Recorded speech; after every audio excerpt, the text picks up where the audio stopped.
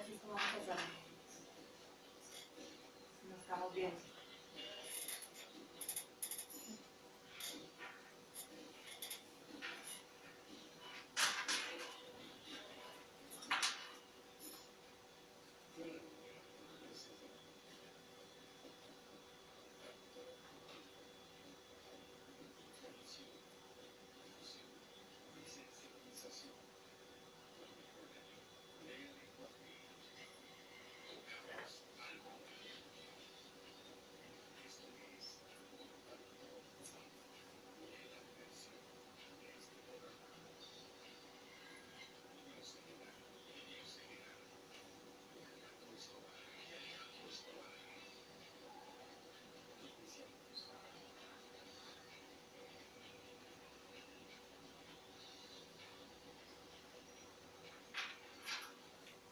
¿Qué tal, amigos? Buenas tardes. Alejandro Escobar, de su programa Contacto Humano.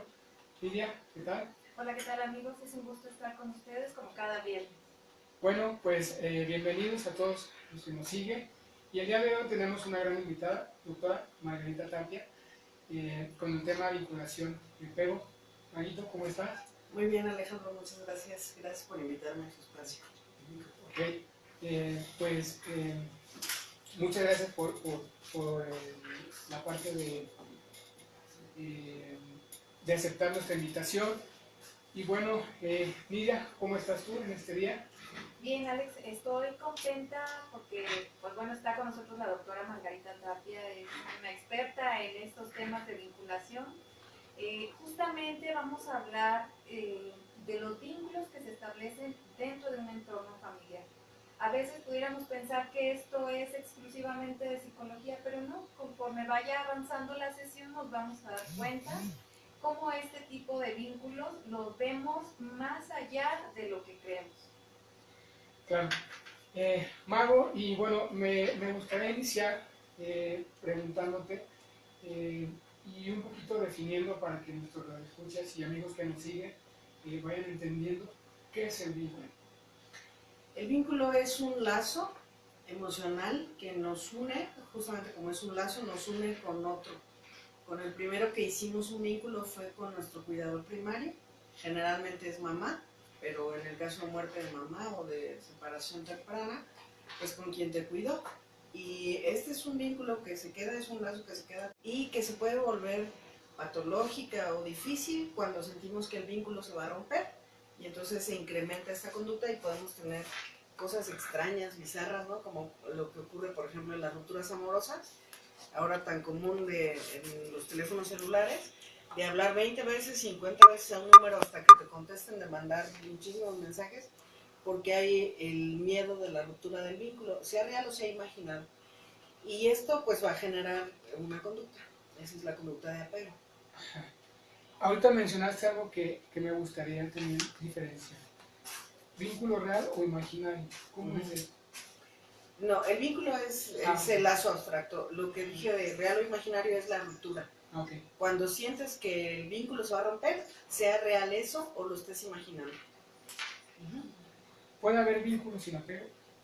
No, el apego es, de hecho en la literatura actual se utiliza la palabrita completa, ¿no? Es el vínculo de apego, porque no hay vínculo sin apego. La conducta apegada, vamos a ponerlo en lo más normalito, ¿no? Para no confundirnos, porque luego también hay una teoría acerca de que uno tiene, para amar profundamente tienes que no tener apego. Y entonces a lo que se refieren es a esta conducta patológica, pero la conducta de apego siempre está. Esto es, tú haces cosas para que otro te quiera, ¿no? Y en lo normalito pues es saludar, sonreír, estar pendiente, ser amable, y esto va siendo un lazo fácil de llevar. Entonces no hay un vínculo sin apego. Mago, comentabas hace un momento sobre las relaciones que se dan en este tipo de dos, ¿no? Pero me parece que también existe algo en la parte neurobiológica. Cuando se va gestando un bebé no es azaroso que se geste. Hay los antecedentes, de hecho, donde tú tienes una investigación muy bonita. ¿Qué nos puedes platicar de eso? Bueno, mira, desde antes ni siquiera de gestar, las mujeres fantaseamos con tener o no tener un hijo.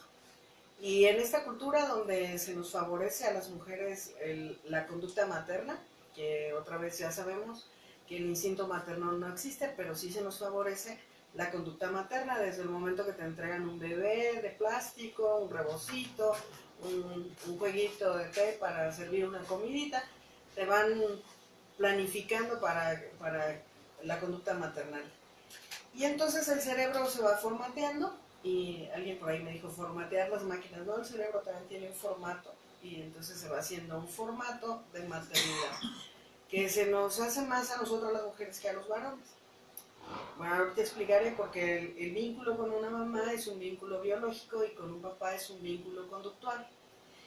Y desde la neurobiología, cuando una mujer gesta un bebé, pues entonces va a haber diferencias en su cerebro. Hay una autora que es Joan Brizendine, y entonces ella dice que algo que pasa es que el cerebro va a perder, por ejemplo, esto es algo real, el cerebro baja de peso antes de nacer un bebé, pierde peso, y entonces se preguntaron, ¿se hizo más chiquito? ¿Se encogió? No. Lo que está perdiendo son conexiones sinápticas porque, dijera Vicentini, se va a convertir de una carretera rural en una superautopista. Porque para ser mamá, sobre todo en este tiempo, necesitas las multitareas, necesitas estar en muchísimas cosas. Entonces un cambio que hay en el cerebro es ese, se pierden conexiones sinápticas y se hacen nuevas conexiones para tener una mayor posibilidad de atención para poder estar en cuidado de un pequeño. Esa es una, cuando el bebé se empieza a mover en el vientre, pues entonces algo que pasa es que la mamá tiene emoción, la que tú quieras. No siempre son emociones agradables, pero hay emoción, y estas emociones responden a los neurotransmisores, se producen por una neurotransmisión, por una sustancia que se produjo. Y esto va a ser movimiento otra vez, va a ser cambios a nivel cerebral, y hay un neurotransmisor, una hormona en específico que es la oxitocina. Esta oxitocina algo que va a hacer es favorecer, como tiene muchísimos receptores cerebrales, algo que va a hacer es favorecer una sensación placentera para que haya una reciprocidad entre ese bebé que estás criando en el vientre y tú, y hay una sensación de gozo. Hay muchas más sustancias que tienen que ver, pero el cerebro, claro, se va haciendo distinto cuando una mujer está embarazada. Si la relación con el compañero es buena, entonces algo que va a pasar es que esa mamá, de manera biológica, le va a permitir a ese papá que se posicione como papá. De repente, cuando pensamos eso, decimos, qué poderosas son las mujeres. Y pues en el asunto de crianza sí, somos muy poderosas. Si nosotras no permitimos que el padre se acerque, el padre no podrá hacer vinculación. Hay un autor, un psiquiatra francés que se llama Boris Cyrulnik, y él habla maravilloso de las investigaciones que están haciendo en Francia acerca del hombre de apego. No es que el papá biológicamente se vuelva papá simplemente por la biología, tiene que tener cercanía, tiene que tener una conducta paternal, y esto viene pues desde esto de acercarse, de que su voluntad medie para acercarse y tocar el vientre de una mamá, pero necesitamos de la voluntad de la mamá para permitirle que esto lo haga. Si la relación está bien entre esos dos, pues algo que va a pasar es que la mamá produce sustancias de placer que pasan al torrente sanguíneo, y el niño va a tener esa sensación de placer y la asociará con el sonido de la voz de su papá, y también la va a asociar con el olor de su papá. Porque la mamá lo puede oler. Las sustancias que nosotros desprendemos de nuestro cuerpo entran a la nariz, se deshacen en la nariz, y una parte entra a torrente sanguíneo y llega al líquido amniótico. De tal manera que el primer sentido que tenemos es el olfato, y el bebé puede oler a su papá, pero lo huele asociado con la emoción de la mamá. Si la emoción es agradable, este niño se va a predisponer a un vínculo favorable con ese papá. Pero si no es así, entonces lo que va a tener es la sensación de su mamá en relación con ese olor o con esa voz. Hay muchas cosas que van pasando en el cerebro de un chiquito, no tendríamos tiempo para hablar de todo lo que ocurre, pero también ocurren cosas en el cerebro del papá. Por ejemplo, 3 semanas antes del parto, baja la testosterona, Y los investigadores en neurobiología dicen, ¿y para qué bajaría la testosterona? Pues para que el hombre esté más tranquilo, para que esté menos violento, y sube el cortisol. Y al subir el cortisol tenemos un papá que está alerta de lo que pueda pasar. Esto se va a corregir 3 semanas después del parto, 3 meses después del parto, casi se corrige, hasta llegar a la normalidad cuando el bebé empieza a caminar, aproximadamente 9, 12 meses después que el chiquito empieza a caminar. Y podemos ver cómo es diferente una vinculación de una mamá, porque evidentemente con una mamá el vínculo ahí no se acabó, pero pareciera ser como que biológicamente el vínculo con el papá se acabó.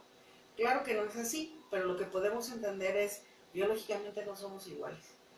Y podemos entender por qué las mamás nos aferramos más a un hijo que a un varón. Esta parte donde llegamos a rayar algunas mujeres en la sobreprotección, en el sobrecuidado, inclusive para los pequeños. Hay algo que tú comentaste, Mago, pareciera que se da un empoderamiento a través de la maternidad.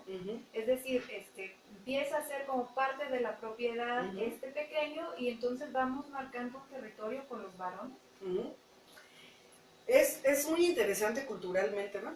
Si nos vamos a la psicohistoria de este país, pues entonces sabemos que los primeros mexicanos fue una mezcla entre españoles y mexicanas, y muchos de los primeros que fueron llamados mexicanos fueron hijos abandonados, ¿no? De varones que llegaban, tomaban a las mujeres como trofeo de guerra, como en todas las guerras pasa, y se marchaban, y entonces dejaban niños de una mezcla española, mexica o totonaca o lo que tú quieras.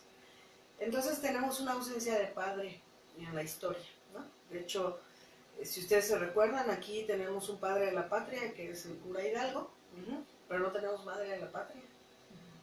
Y los mexicanos en particular hemos crecido con una carencia de padre.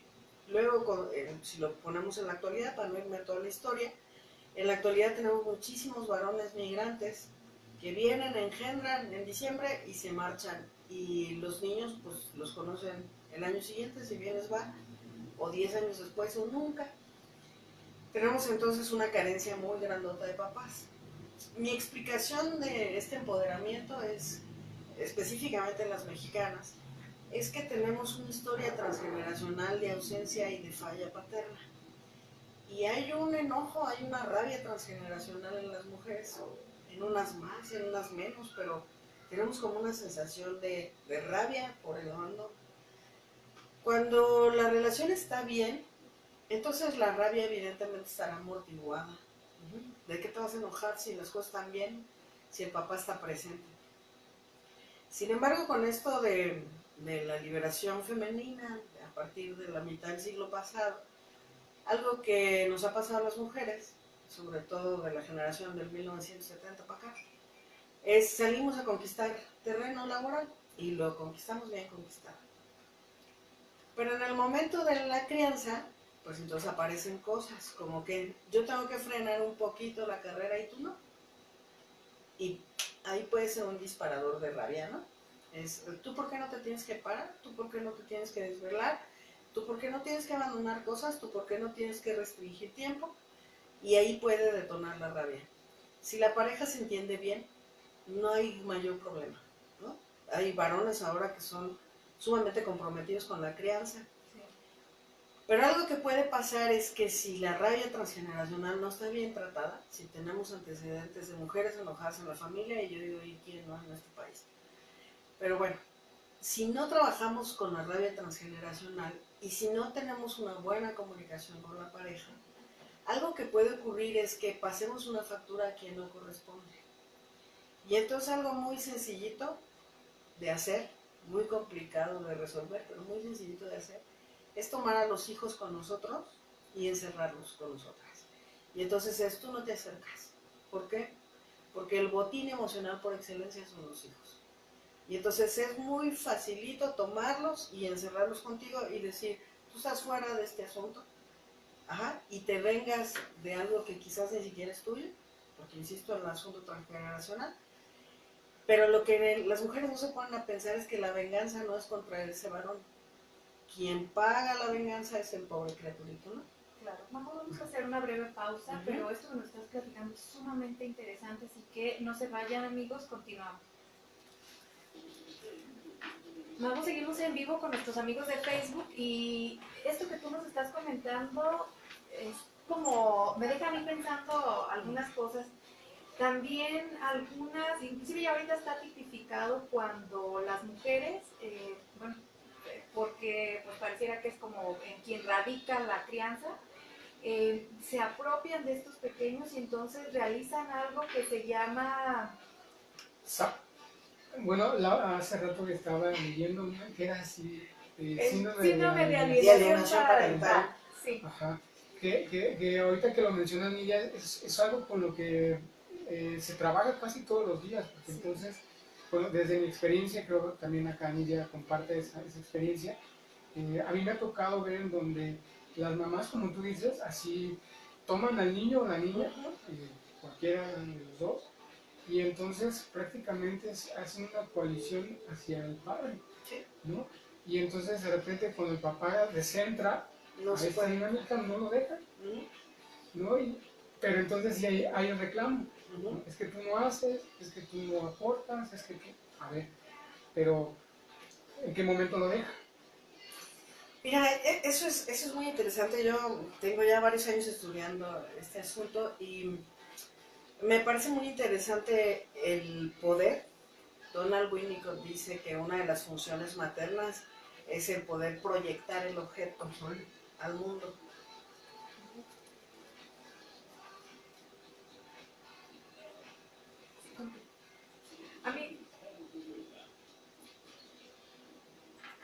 Bienvenidos, amigos, continuamos nuevamente con la doctora Margarita Tapia, que nos está explicando algo muy interesante. Majo, ¿hablabas de Winnicott? Sí, les decía que Donald Winnicott habla de las funciones maternas y entre ellas dice que una parte importante de ser mamá es poder renunciar a la omnipotencia, aunque no lo pone como tal, pero tiene que proyectar al objeto, esto es, le tiene que permitir que entren más en la sociedad. Y esto yo lo pongo como una renuncia a la omnipotencia, porque te hace omnipotente, yo soy todo para esta criatura.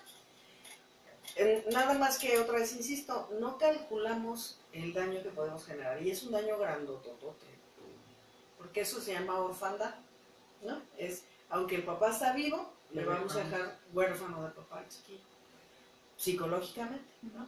Aunque biológicamente no. Bueno, y entonces creo que algo que urge que las mujeres sepamos es que tenemos que renunciar a la omnipotencia, y eso se hace entre 6 meses y 18 meses de nacido chiquito. O sea, es muy temprano. Tenemos que hacer conciencia de que si queremos ser buenas mamás, tenemos que renunciar a eso. Y que tenemos que permitir que el papá se posicione. Solamente que, como decía yo hace rato, el vínculo no es igual. Creo que algo en lo que estamos las mujeres un poco perdidas, por ignorancia también pienso, porque no sabemos, es que exigimos a los papás que hagan un cuidado, una provisión emocional, como lo haríamos nosotras. Y eso es un error. Ellos no pueden proveer emocionalmente como nosotras, ni sería adecuado. Algo adecuado es que, dice de Ajuria Guerra, que los papás entran para refrescar la relación, entran para romper la diada tóxica entre una mamá y un hijito, y entonces entran a dar aire, simplemente. Ajá. Solo que algunas mujeres que me estarán oyendo dirán, sí, pero espérate, hay muchas razones por las que uno no suelta. Ah, claro. Ajá, bueno, y entonces, ¿por qué uno no suelta? Porque tu pequeño es lo más importante que tienes. En el caso de salud, ya sabemos que hay también patologías. Y entonces, ¿a quién se lo vas a dejar? ¿A quién se lo vas a soltar? ¿Solamente a alguien a quien le tienes confianza? ¿A quien sabes que va a poder cuidar? Y a quien sabes que no hará daño. Estas son como las letritas chiquitas del contrato. Es darle permiso que se posicione. Sí, siempre y cuando yo sepa que este niño estará en buenas manos. Y entonces ahí tenemos que hacer un trabajo psicológico importante en las mujeres. Tenemos que separar esto que es mío y esto que es de mi bebé.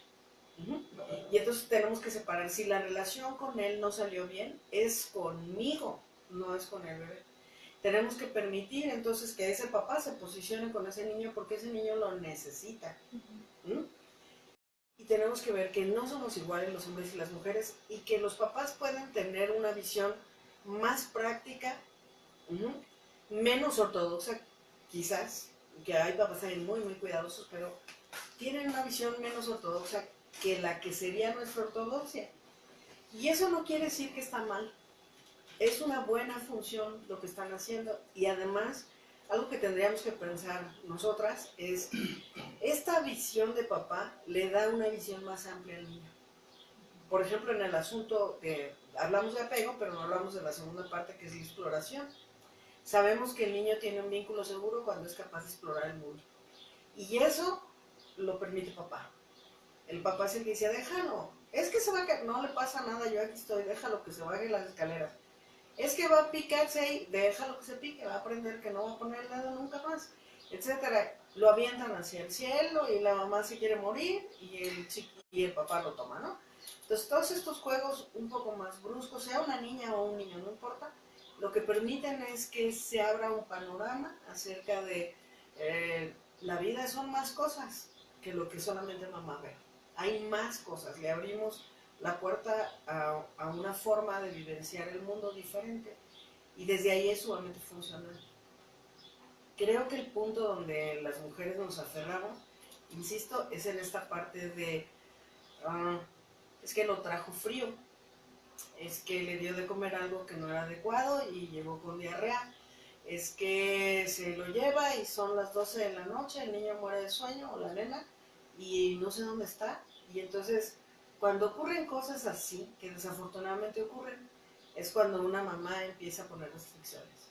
Cuando hay secretos, cuando pasan cosas extrañas y a un chiquito le dicen, no lo vais a decir a tu mamá, entonces yo creo que cualquier mujer que me está oyendo, se nos prenden todas las alarmas y decimos, ¿por qué no me tiene que decir?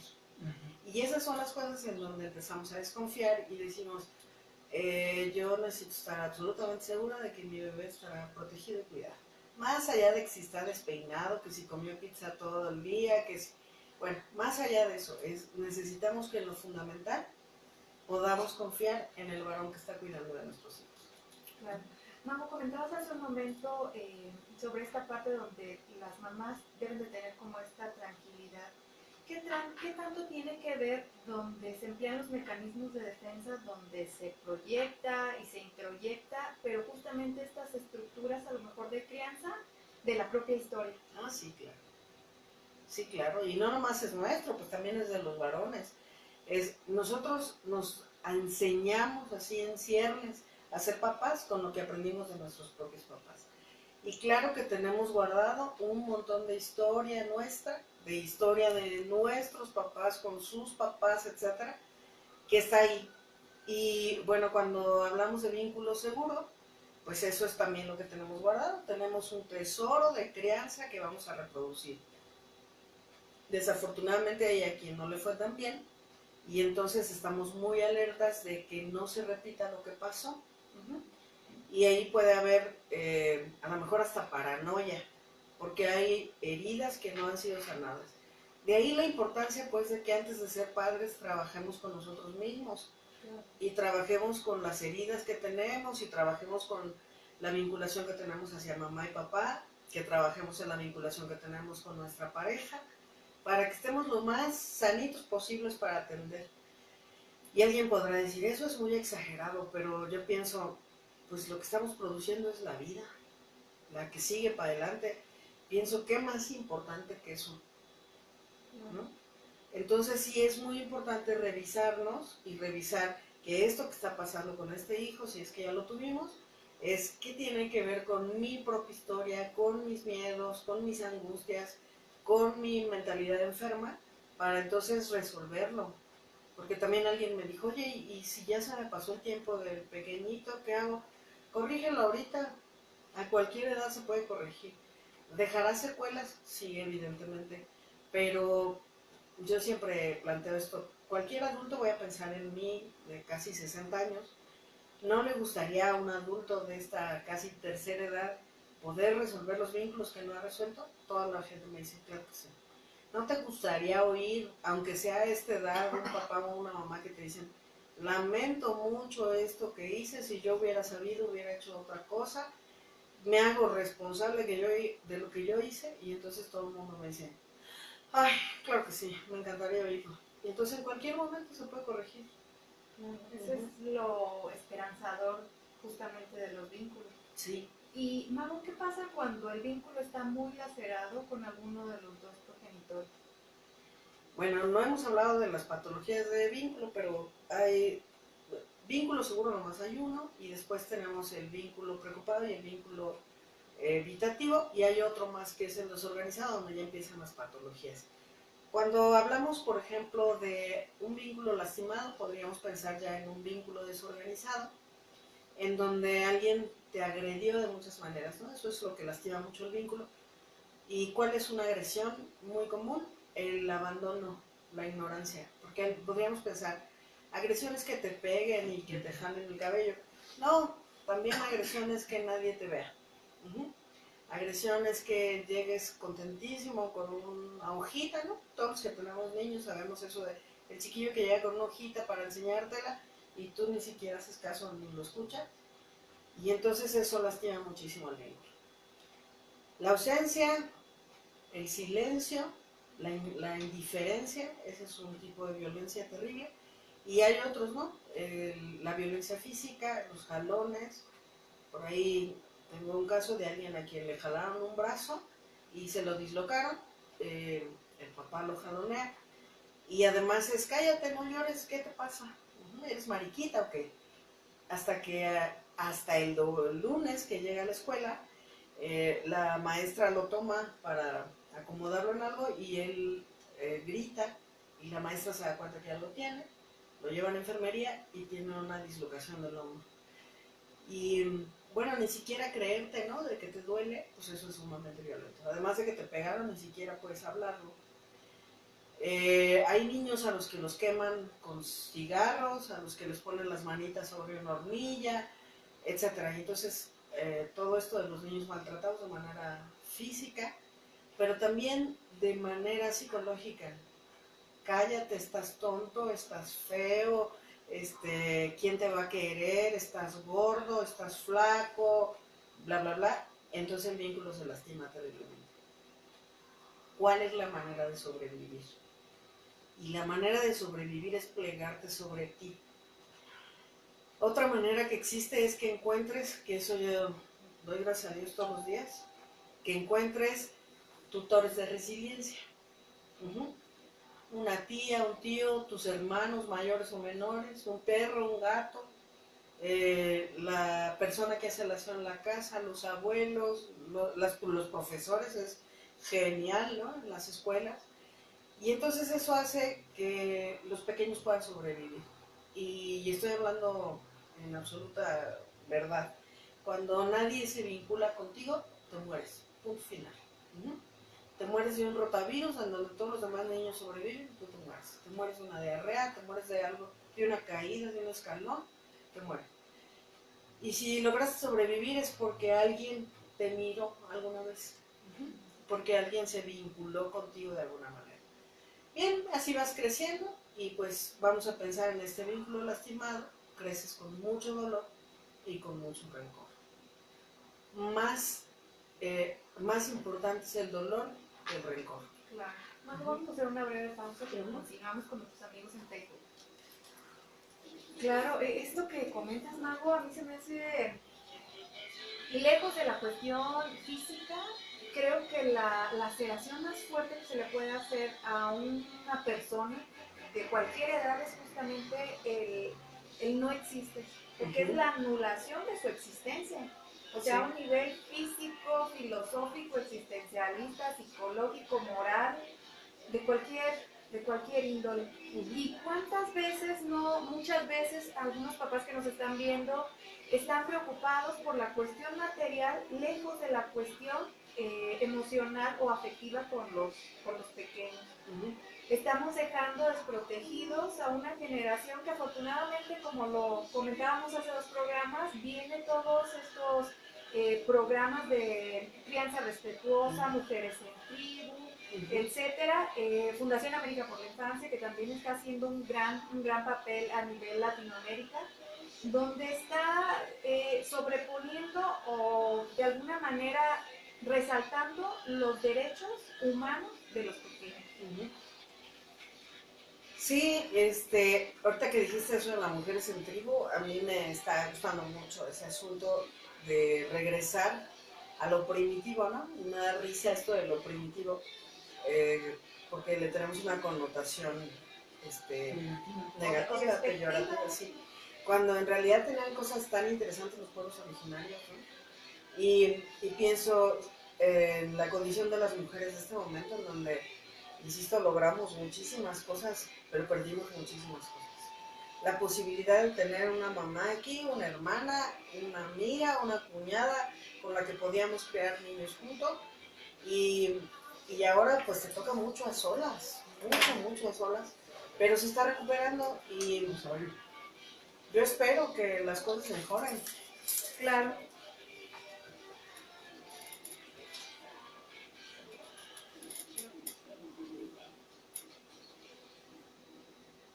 Bueno amigos, continuamos. Y Mago, nos hablabas de estos vínculos lacerados, lastimados. Y mi pregunta es, ¿cómo podríamos o cómo se puede resarcir, sanar estos vínculos? Porque tú lo mencionabas hace un momento, muchas veces tiene que ver con la historia de esos padres que vienen repitiendo los patrones de conducta de sus ancestros. Entonces muchas veces me parece que también son situaciones hasta inconscientes, ¿no? O sea, que meramente se hacen o las hacemos de manera automatizada. Pues mira, lo primero que hay que hacer es darse cuenta. Porque como tú lo dices, si es un asunto inconsciente, pues lo sigues haciendo y esto es normalizado, ¿no? Esto es normal y así fue y a mí así me criaron y así tiene que seguir. Pero en un momento en donde nos damos cuenta, donde alguien nos lo señala o la propia conciencia te hace ver y dices, ¿qué estoy haciendo? Pues tienes la obligación de tomar cartas en el asunto. Como dijera Jean-Paul Sartre, estás condenado a la libertad y no hacerte cargo de eso es un acto de mala fe. Y entonces ahora tenemos tanto donde ir, ¿no? Podemos meternos en un proceso psicoterapéutico individual, un proceso de grupo, en un proceso hasta en los grupos de alcohólicos anónimos, en Al-Anon, en grupos de neuróticos anónimos, en las iglesias.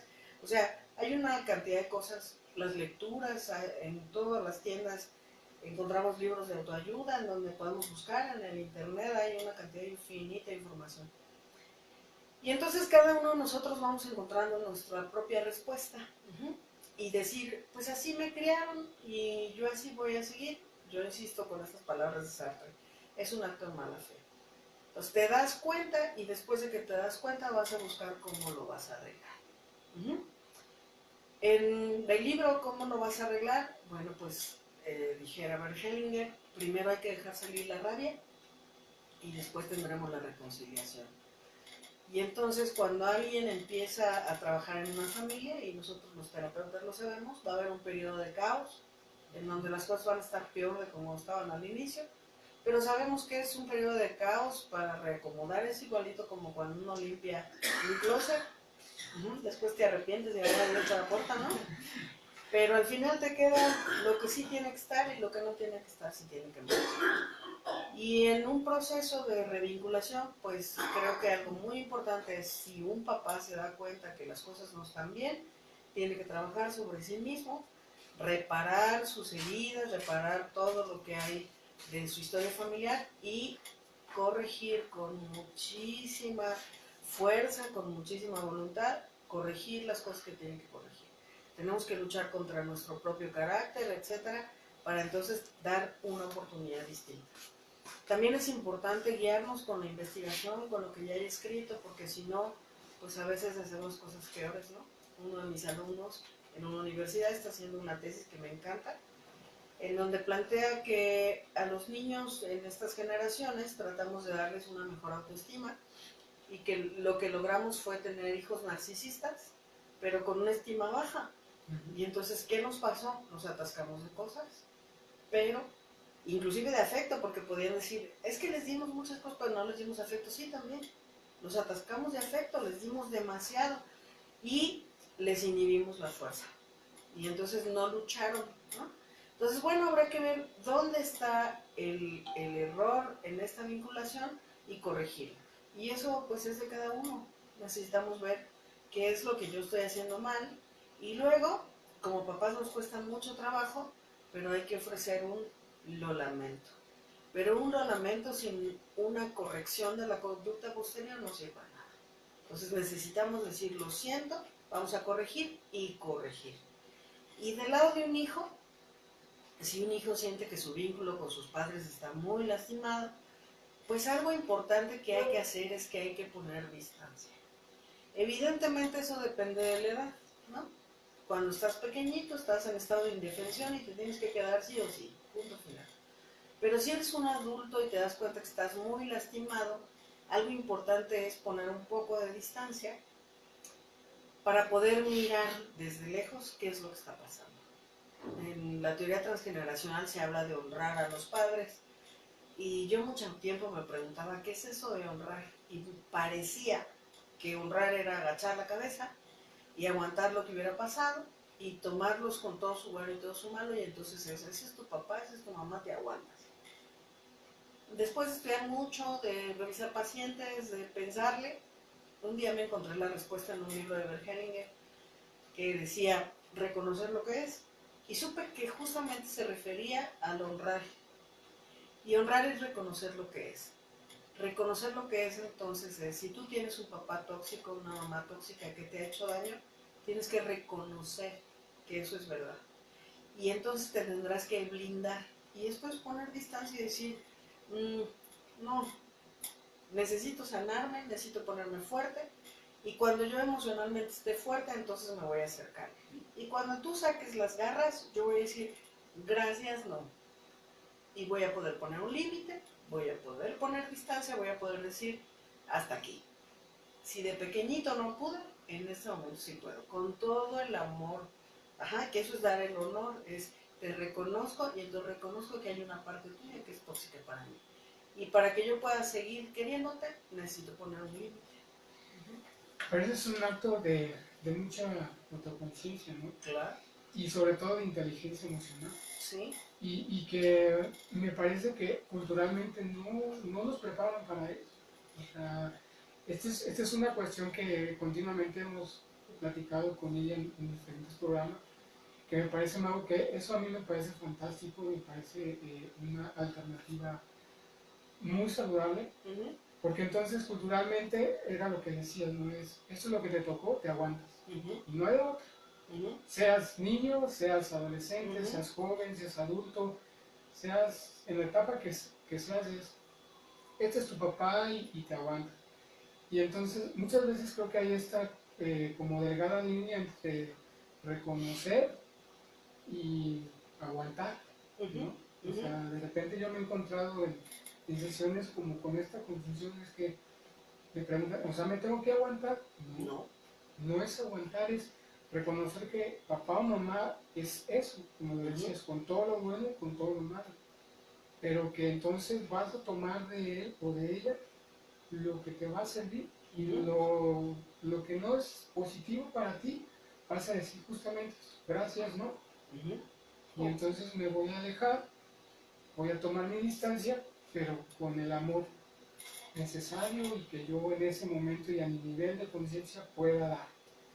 Sí, mira, tocaste un tema importante sobre el asunto de la cultura y entonces celebro, por ejemplo, esto que estamos haciendo hoy, porque entonces pienso, la cultura se mueve, es innegable, o sea, no estamos igual que hace 100 años. Por ahí alguna vez di una conferencia en donde empezaba diciendo que una imagen dolorosa que venía a mi cabeza era la de Sor Juana Inés saliendo de un juicio de la Inquisición con las manos amarradas por haberse atrevido a pensar y a decir lo que pensaba en relación a la teología. Si lo vemos casi 400 años después, las mujeres podemos abrir la boca y decir esto es lo que pienso. A veces todavía no, pero ya muchísimo. Y entonces pienso, si las cosas han ido cambiando, pues las creencias en la crianza también van a cambiar. Y el hecho de que alguien pueda oír este programa y cuestionarse, porque tampoco se tiene que creer a pie juntillas todo lo que alguien más dice, pero pues tenemos la capacidad de discernir, de pensar y la posibilidad de cambiar la cultura. Yo estoy segura que lo que nosotros enseñamos a nuestros hijos será diferente a lo que nos enseñaron a nosotros, con también todo lo bueno que nos enseñaron, porque también nos enseñaron cosas hermosas. Y esos niños enseñarán algo distinto a nosotros. Y esta es la manera en donde podemos evolucionar. Si seguimos haciendo lo mismo, y yo otra vez pienso, si siguiéramos haciendo lo mismo, pues andaríamos a pie y sin zapatos, ¿no? Y ahora tenemos coches, trenes, balas, etcétera. Entonces la cultura cambió, la tecnología cambió, la forma de ver la vida cambió y en la crianza tiene que ser así. Claro. Mago, algo que te queremos reconocer, tanto Alejandro como yo, es que pues, bueno, nosotros somos alumnos de una escuela que tú has tenido una trayectoria muy grande, pero en lo personal algo que me ha permitido conocer de una manera diferente a los pacientes, lejos de ser personas, es justamente conocerlo con todo su entorno, con todo su contexto familiar, que muchas veces no quiere decir aceptar, sino asentir amorosamente. Así es. Y entonces asentir amorosamente es decir sí a la historia que ya pasó y que no podemos corregir. Pero también es decirle sí a la historia que viene, a una historia distinta. Yo quería poner un ejemplo en algo así específico, porque luego se confunde en esto de, pues aguántate o asiente, y entonces de pronto es confuso. Entonces pienso en algo muy, muy general, que son las triangulaciones, ¿no? Y, por ejemplo, la mamá que le dice al hijo, dile a tu papá que convéncelo que nos vayamos de vacaciones, porque tu papá no me hace caso a mí, pero a ti sí.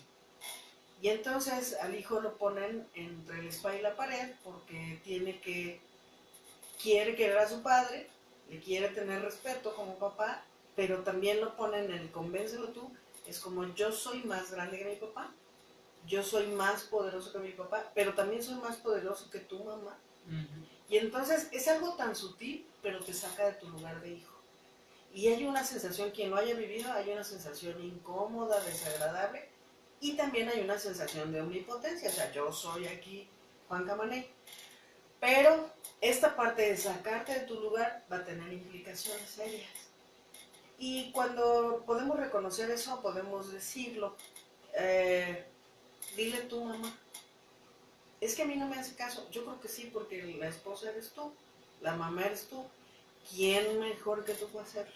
Y entonces hay formulitas en donde te puedes escapar, y eso es, detengo la toxicidad contra mí, de una manera amable, amorosa, pero ese es un ejemplo en donde podemos detener ataques contra ti. Y ese, bueno, pues es algo muy sencillo quizás el que puse, pero hay muchos otros más en donde te piden dinero, te ponen en una situación extrema, etcétera, y entonces uno puede aprender a decir, yo te quiero seguir queriendo y entonces voy a detener esto, porque si no, lo que va a aparecer en mí es una gran rabia contra ti, y como no quiero eso, lo voy a detener. Claro, vamos a hacer una breve pausa, Margo, y continuamos con nuestros amigos en Facebook. ¿Y cuántas veces no vemos eso, Mago? Que como no lo puedo proyectar en la figura primaria, entonces lo reproduzco en algo más accesible, en las parejas. Oh, sí. Sí, pero aparte es una dualidad que vive el hermano. Bueno, no el hermano. Muchas veces es una dualidad que vive el hijo parental, ¿no? O sea, eso que dices de una sensación incómoda, pero a la vez de poder. Sí, claro. Y entonces eso genera un patrón de conducta en el hijo. Y justo pega con lo que dice Lidia, o sea, yo ya voy con esa omnipotencia, esa necesidad de poder, de aquí yo soy el que las va a hacer, y volvemos a repetir precisamente lo que tanto nos lastima. Y entonces fíjate, Alejandro, un hijo parentalizado, que es un hijo que tomó el lugar de su papá o de su mamá, generalmente es del papá, entonces ese hijo parentalizado le va a costar mucho trabajo hacer pareja. Sí. Y esto que tú dices, va a querer tener el control absolutamente de todo. Y para una pareja, pues va a costar trabajo. Y estoy hablando de hombres y de mujeres. No solamente estoy hablando de un varón parentalizado, de una mujer parentalizada. Y entonces, ¿qué va a querer? Tener el control absolutamente de todo. Para ella o para él será muy cansado porque tener el control de todo es sumamente cansado. Claro, pero me parece que va a llegar un punto donde va a decir, ¿y por qué no me ayudas? Pero entonces, ¿no me dejas? Ajá, ¿No? ajá. Y entonces, no me dejas, y bueno, pues si no me dejas, te vas a sentir muy solo, te vas a sentir muy expuesto, ajá, y no alcanzas a ver que tú eres quien está poniendo una barrera para que el otro se acerque, y el otro, pues puede ser que se sienta manipulado, que se sienta también expulsado del mundo de este hijo parentalizado, y además la pareja del hijo parentalizado nunca se siente su pareja. No, es una hija más.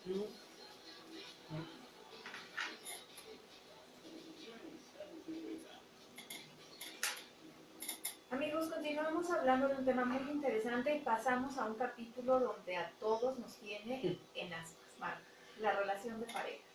Hablábamos justamente hace un momento donde estas figuras primarias, cuando no han sido internalizadas de una manera saludable, entonces replican en modelos un poquito más accesibles, me refiero a la jerarquía, y entonces encontramos a parejas donde muchas veces asumen el rol de papás o de mamás.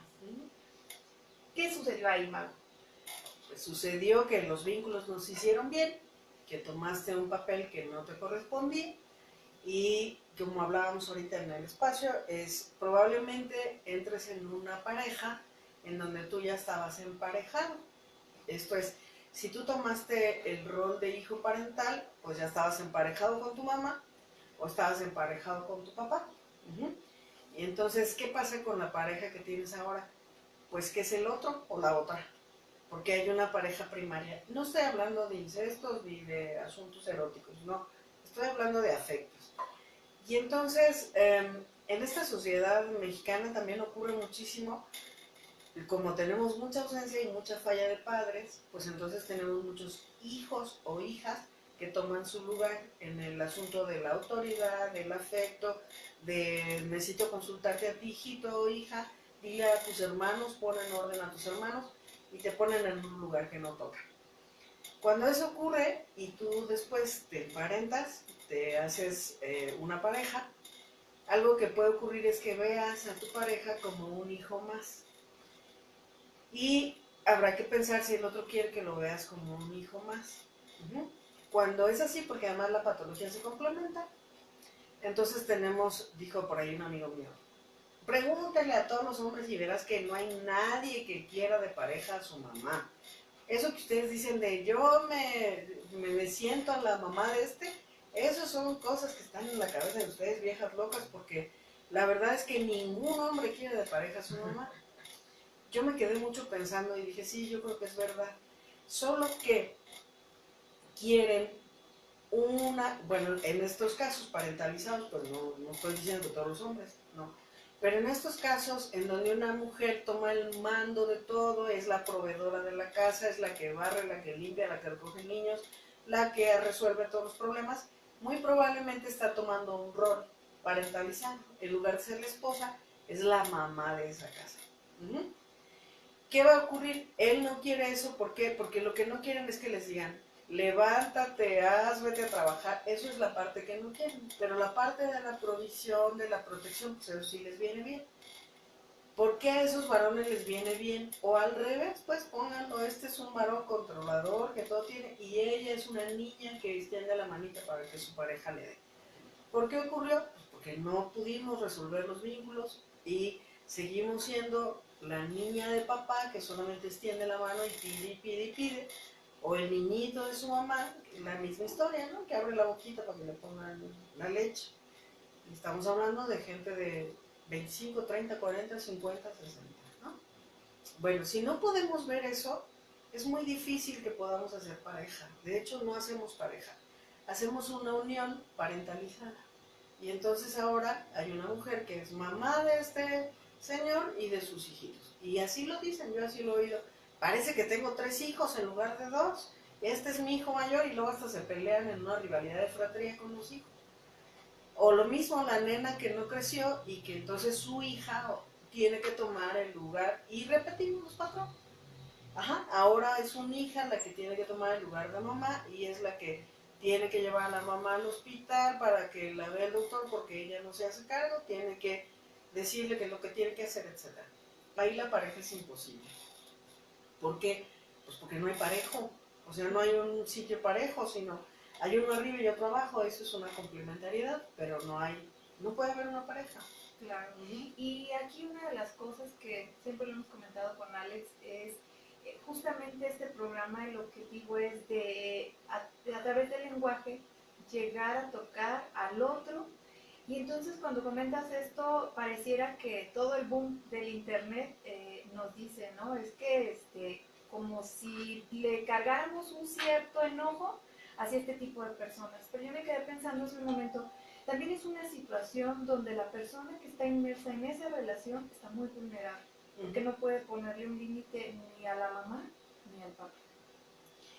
Bueno, pues es que imagínate, esa personita es una personita de 3 años, de 4 años, de 5 años, en donde si yo le pongo límite a mi mamá o a mi papá, estoy en riesgo de muerte, porque esa es la idea, ¿no? O sea, ¿quién de nosotros se le pone al tiro a la mamá por decir algo?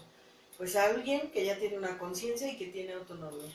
Y que tienes una autonomía económica también, porque si no, la autonomía si no se logra con economía no tenemos autonomía. Y entonces van ocurriendo cosas en este periodo de crecimiento, desde que naces hasta que tienes 20 años, pues ocurren un montón de líos en tu cabeza. Y hay un autor de Palo Alto, California, que me gusta mucho, Paul Watzlawick, y él habla acerca de estos doble trampas que ocurren muchísimo en la situación que estamos hablando. ¿Cómo te vas a medir con alguien con quien no puedes hablar? Primero, ¿hay autoridad en aquella figura hacia ti? Esa es una. La segunda condición es, no puedes dialogar acerca de lo que está pasando. Evidentemente no puedes hablar del abuso emocional o físico, etc. No se puede hablar. Y no puedes escapar. Esto se va a replicar en situaciones más para adelante.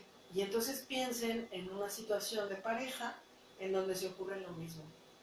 Si él es el proveedor de dinero o de afecto, aunque esté en tu cabeza, otra vez volvemos a lo imaginario, él tiene una posición o ella tiene una posición superior. No podemos hablar profundamente de lo que pasa de igual a igual y no hay posibilidad de escapar. Y vuelvo a insistir, puede ser real o puede ser imaginado, porque hemos visto muchas situaciones en donde la gente dice, pero ¿cómo que no puede escapar? Claro que puede, pero en su cabeza no puede. ¿Por qué? Porque estuvo amaestrado durante más de 20 años. Y entonces pues tiene que tener ahora un proceso en donde todos esos fantasmas los pueda reconstruir. Claro. Luego por acá por Facebook te mandan pues muchas felicitaciones, excelente la participación de la doctora Margarita, excelentes programas, siempre que pueda escucharlo hago con gusto y también los comparto. Y nos preguntan dónde te podemos encontrar. Mi teléfono es 44 32 14 4499 y tengo un Facebook que lo puedo mencionar, claro, vinculacionapego@yahoo.com. Generalmente el teléfono no lo contesto porque siempre estoy ocupada, pero si me mandan un WhatsApp, siempre los contesto. Igual en el Face, si me mandan un mensajito, siempre lo contesto. Ok, claro, este tema da para muchos programas, Mago, pero algo con lo que nos gustaría cerrar y que me parece que es importante que la audiencia entienda es los límites no son malos, es más, creo que lo más amoroso que podemos darle al otro. ¿Cómo podemos empezar a poner límites dentro de nuestro contexto familiar? Mira, yo vuelvo otra vez. Paso número 1, date cuenta de lo que está pasando. Paso número 2, sepárate un poco, revisa, toma aire, fortalécete de la manera que tú puedas. Paso número 3, pon el límite más chiquito que puedas. El que no te genere mucho riesgo, el más chiquito que puedas. Y después de ese pequeñito, pon uno más grande, y luego uno más grande, y luego uno más grande, hasta que te des cuenta que tienes la capacidad de ponerlo. Un truco para tu mente, para que no te asustes tanto, es poder decir, es en función del amor.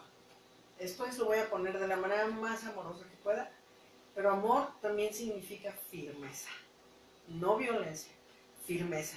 Y entonces podemos la primera vez expresar un no, así chiquititito, pero ese no se va a hacer fuerte, fuerte, fuerte hasta que podamos decir no. ¿Por qué? Porque no quiero. Cuando podemos decir no quiero, estamos del otro lado. Porque podemos decir no puedo, es que, y bla, bla, bla. Bueno, si lo que puedes es hacer un subrefugio, pues eso es lo que puedes. Pero llegará un momento en donde dirás no. ¿Por qué? Porque no quiero. ¿Y por qué no quieres? Porque es mi derecho, porque yo soy una persona y tengo límites. Y entonces podemos empezar por algo pequeñito hasta que logremos lo que queremos lograr, pues un límite suficientemente fuerte y firme en donde nos podamos proteger. Claro, y esto nos remite nuevamente no solamente a relaciones de pareja, sino a cuestiones inclusive de la crianza. Claro. El poder marcarle límites con firmeza, pero amorosamente a nuestros niños es necesario, indispensable y parte de la salud mental que necesitan tener estos pequeños. Mago, el tiempo se nos ha acabado, está volando aquí el tiempo, pero te queremos dar las gracias, muchas gracias por acudir a esta entrevista. Alex. Pues nada, Mago, muchas gracias. Yo creo que resumiendo todo, creo que lo que yo me llevo muchas cosas en mente, pero es esta parte que tú decís, ¿no? Es volver a uno mismo, voltear, a ver, mirarte, y creo que en la medida en que se logre eso, que logremos eso, mirarnos a uno mismo, nos vamos a dar cuenta de muchas cosas que seguramente a través del cambio podemos obviamente mirar un futuro mucho mejor. Pues muchas gracias, Marito. Muchas gracias, Alejandro. Muchas gracias, Niri. Gracias, Mago. Muchas gracias, Alex. Gracias, Pedro, Lidia. muchas gracias por apoyarnos en los controles. Gracias a todos nuestros amigos de Facebook. Nos vemos el siguiente viernes. ¿Se fue como nada? Sí, ¿cómo no? Súper buena. Por acá te mandan muchos saludos, Mago. Alex también.